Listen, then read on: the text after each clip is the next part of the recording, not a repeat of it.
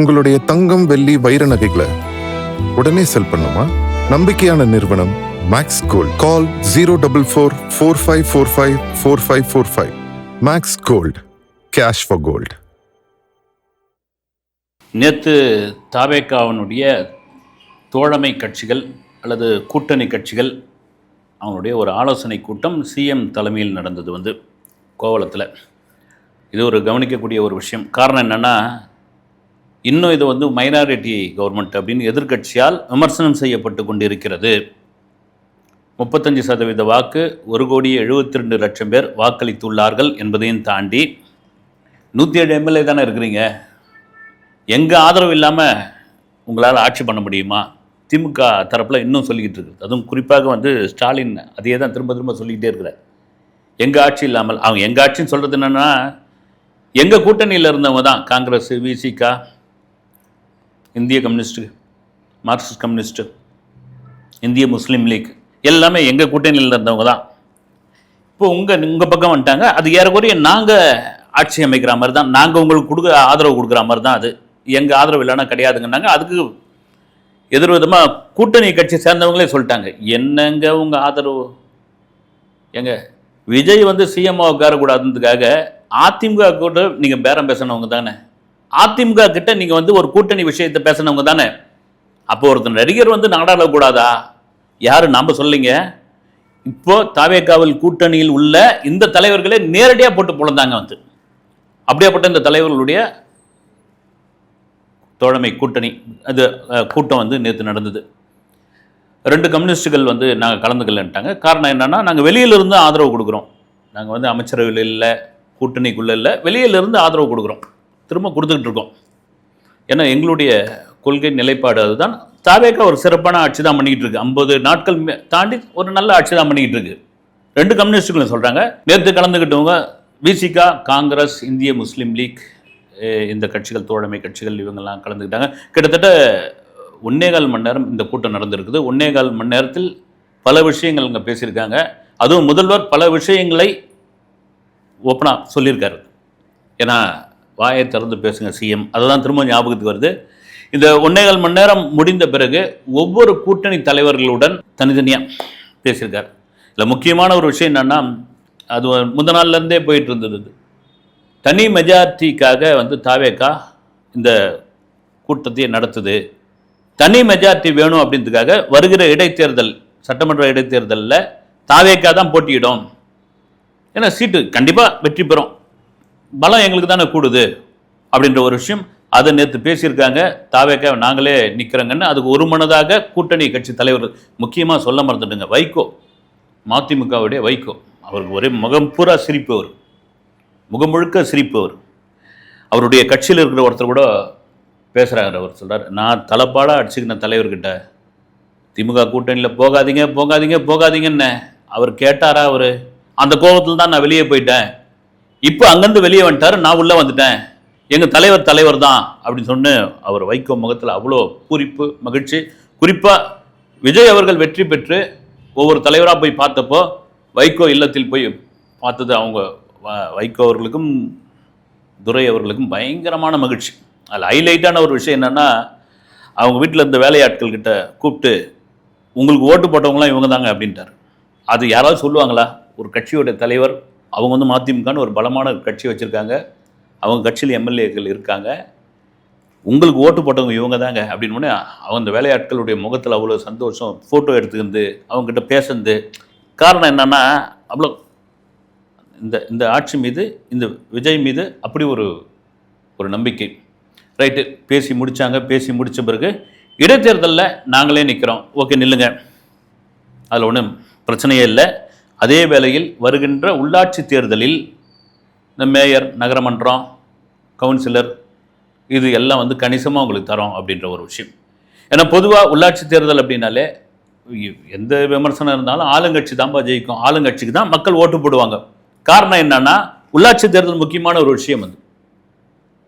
நீங்கள் நகர வளர்ச்சி, நகர கட்டமைப்பு எல்லாத்துக்கும் உள்ளாட்சி தானே கொண்டு வரணும்.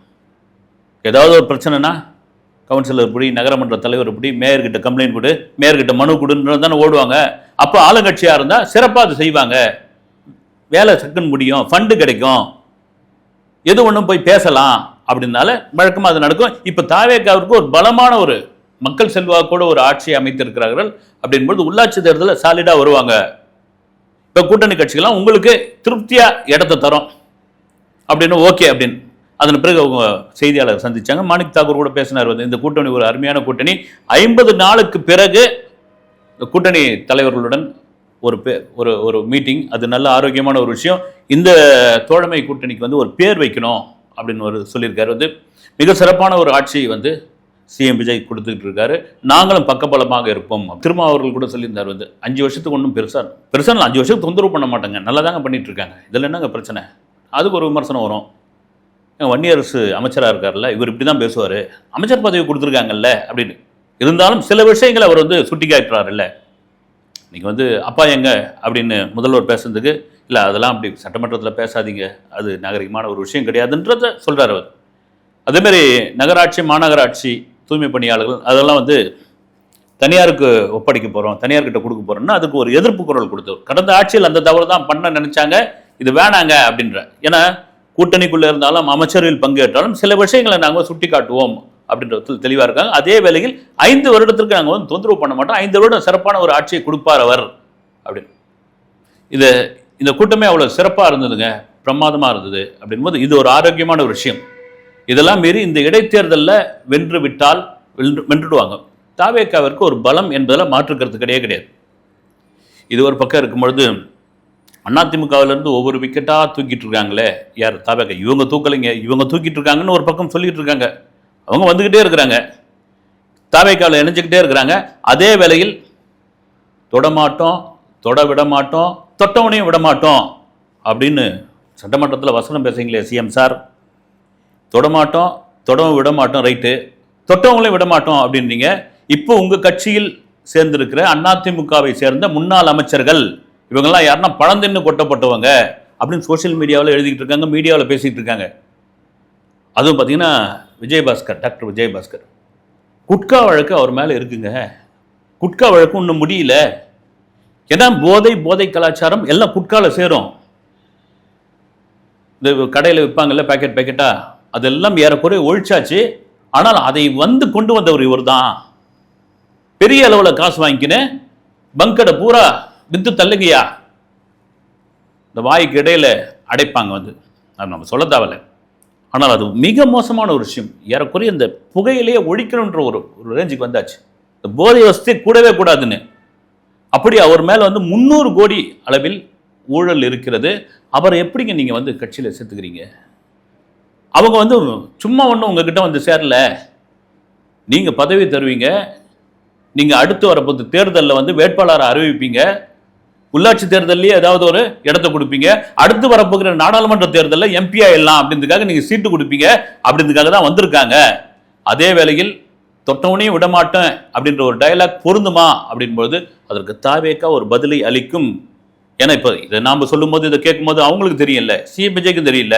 இந்த பக்கம் பார்த்தீங்கன்னா இன்னொரு விஜயபாஸ்கர், அவர் மேலே என்னன்னா 100 கோடி ரூபாய்க்கான நில மோசடி வழக்கு உள்ளது. 2 பேரும் வந்து கடந்த ஆட்சியில் பயங்கரமான ஆட்கள் சாமி. அதுக்கு முந்தைய ஆட்சியில் நீங்கள் எப்படி இப்படி சேர்த்துக்கிறீங்க? இது நியாயமா உங்களுக்கு?